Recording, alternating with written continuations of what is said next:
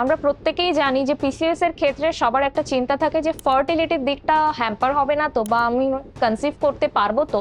তো সেক্ষেত্রে ভিটামিন বি12 কম থাকলে কিন্তু ফার্টিলিটিটা আমাদের ডিসব্যালেন্স হয়ে যায়। কিন্তু এখানে একটা ব্যাপার আছে, ভিটামিন বি12 কাদের ক্ষেত্রে কম থাকে? যারা মেটফর্মিন ইউজ করছেন।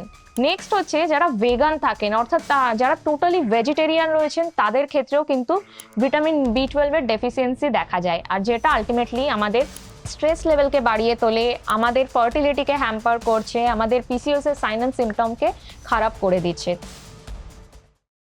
আপনার কি প্রতিনিয়ত মাথা ঘোরাচ্ছে, হাত পা ঝিনঝিন করছে, এক্সেসিভ ওয়েতে হেয়ার ফল হচ্ছে?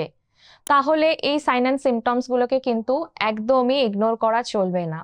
এরই সাথে যদি আপনার পিসিওএস ধরা পড়েছে, অর্থাৎ আপনার ওভুলেশনটা প্রপার ওয়েতে হচ্ছে না বা ডিলে হচ্ছে, আপনার পিরিয়ডের সাইকেলটা ডিলে হয়ে যাচ্ছে বা একদমই হচ্ছে না, অনেক দিন ধরে বন্ধ হয়ে রয়েছে, তাহলে কিন্তু আপনার হতে পারে ভিটামিন বি12 এর ডেফিসিয়েন্সি। তো এই ভিটামিনটা সম্বন্ধে আমরা মোটামুটি জানি, বা আমরা হার্ডলি এটুকু জানি ভিটামিন বি কমপ্লেক্সের একটা মেডিসিন হয়।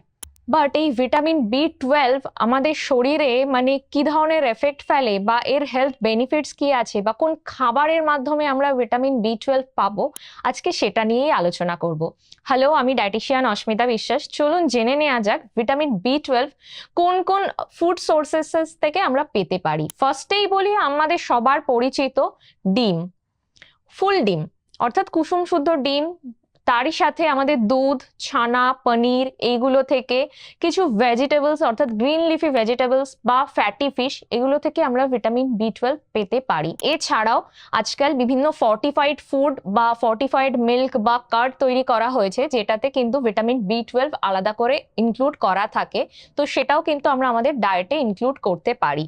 এবার আসি ভিটামিন বি12 আলটিমেটলি আমাদের এই সাইন অ্যান্ড সিমটমস গুলোকে কিভাবে বেটার করতে পারে।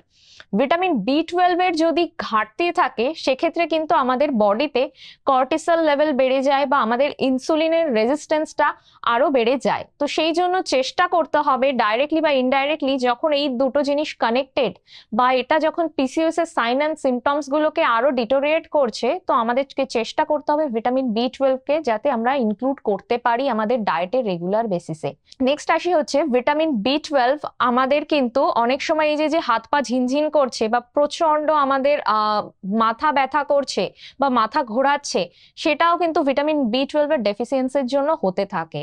তো চেষ্টা করা ভিটামিন বি12 কে নিজের ডায়েটে ইনক্লুড করে এই সমস্যাগুলো থেকে মানে যাতে আপনি মুক্ত হতে পারেন।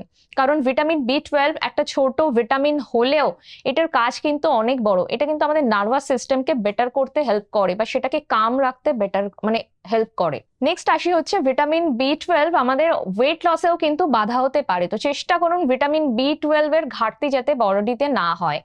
নেক্সট হচ্ছে আমাদের ভিটামিন বি12 আমাদের ফার্টিলিটি। আমরা প্রত্যেকেই জানি যে পিসিওএস এর ক্ষেত্রে সবার একটা চিন্তা থাকে যে ফার্টিলিটির দিকটা হ্যাম্পার হবে না তো, বা আমি কনসিভ করতে পারবো তো। তো সেক্ষেত্রে ভিটামিন বি12 কম থাকলে কিন্তু ফার্টিলিটিটা আমাদের ডিসব্যালেন্স হয়ে যায়। তো সেই জন্য ফার্টিলিটিটাকে বেটার রাখতে ফার্টিলিটি বুস্টিং ফুড হিসাবে আমরা ভিটামিন বি12 রিচ খাবার কিন্তু ডায়েটে রাখতে পারি। কিন্তু এখানে একটা ব্যাপার আছে, ভিটামিন বি12 কাদের ক্ষেত্রে কম থাকে? যারা মেটফর্মিন ইউজ করছেন।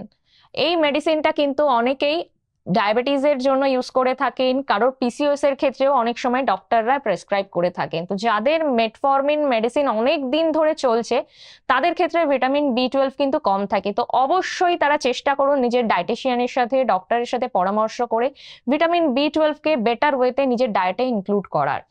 নেক্সট হচ্ছে যারা ভেগান থাকেন, অর্থাৎ যারা টোটালি ভেজিটেরিয়ান রয়েছেন, তাদের ক্ষেত্রেও কিন্তু ভিটামিন বি12 এর ডেফিসিয়েন্সি দেখা যায়, আর যেটা আলটিমেটলি আমাদের স্ট্রেস লেভেলকে বাড়িয়ে তোলে, আমাদের ফার্টিলিটিকে হ্যাম্পার করছে, আমাদের পিসিওএস এর সাইন অ্যান্ড সিমটমকে খারাপ করে দিচ্ছে। তো চেষ্টা করুন যারা ভেগান রয়েছেন বা নন ভেজিটেরিয়ান রয়েছেন অ্যাকচুয়ালি, তারা একটু ডক্টরের সাথে কথা বলে বা ডায়েটিশিয়ানের সাথে কথা বলে সাপ্লিমেন্ট যদি ইনক্লুড করা যায়। কিন্তু এখানেও সাপ্লিমেন্ট নিজেরা নেবেন না, অবশ্যই কথা বলে পরামর্শ করে কতটা ডোজের নেওয়া উচিত, কতবার নেওয়া উচিত সেটা জেনে তবেই ইনক্লুড করবেন, তাহলে আপনি বেস্ট রেজাল্ট পাবেন।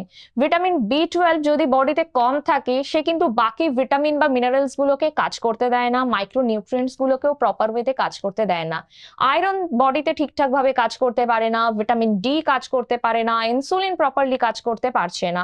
তারই সাথে অন্যান্য হরমোনস অর্থাৎ থাইরয়েড হরমোন, এগুলোও কিন্তু কাজ করতে পারছে না। মানে একটা ছোট্ট ভিটামিনের ডেফিসিয়েন্সি কিন্তু আমাদের শরীরে অনেক রকমের সমস্যা আনতে পারে।